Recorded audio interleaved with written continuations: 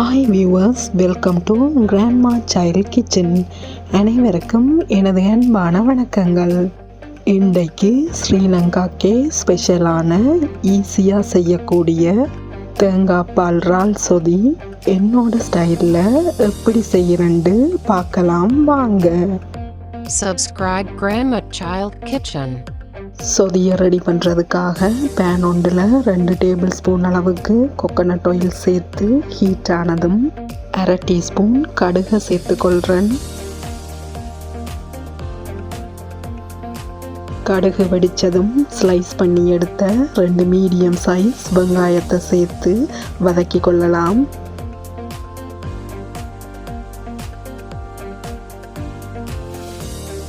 வெங்காயம் ஓரளவுக்கு வதங்கி வரக்குள்ள சின்ன சின்னதாக கட் பண்ணி எடுத்த 5 பல்லு பூண்டையும் சேர்த்து கொள்ளணும்.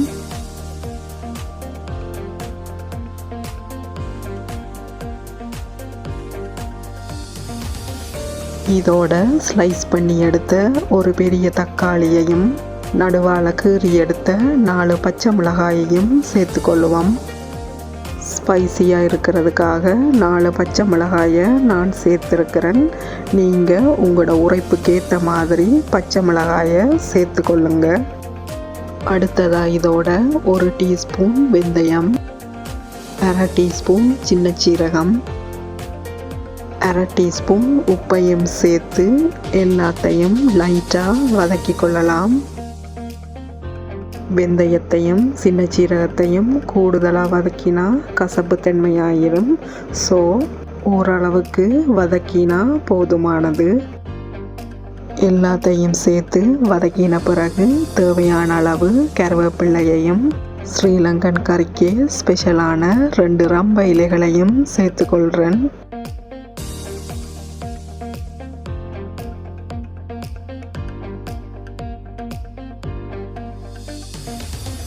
இனி இதோட கட் பண்ணி க்ளீன் பண்ணி எடுத்த 1/2 கிலோ இறாலையும் 2½ கப் அளவுக்கு 2ஆம் தேங்காய் பாலையும் 1/4 டீஸ்பூன் மஞ்சள் தூளையும் சேர்த்து எல்லாத்தையும் நல்லா மிக்ஸ் பண்ணி கொள்ளணும்.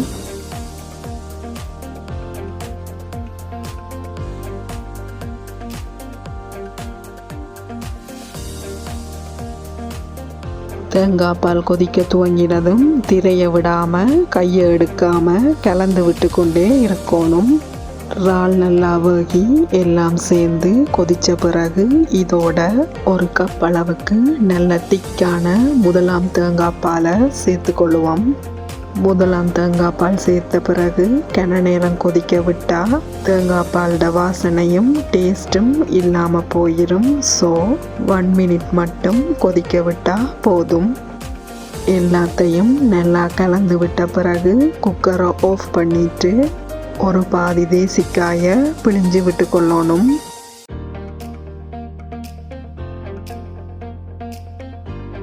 இனி எல்லாத்தையும் நல்லா மிக்ஸ் பண்ணிட்டு எடுத்துக்கொண்டா சரி.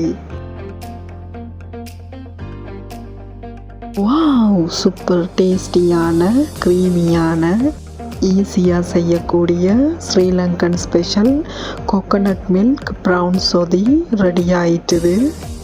இதை ரைஸோட, புட்டோட அல்லது இடியப்பத்தோட சேர்த்து சாப்பிடும்போது ப்ரௌன்ஸோட கோகோனட் மில்கோட ஃப்ளேவரும் சேர்ந்து டேஸ்ட் அல்டிமேட்டாக இருக்கும்.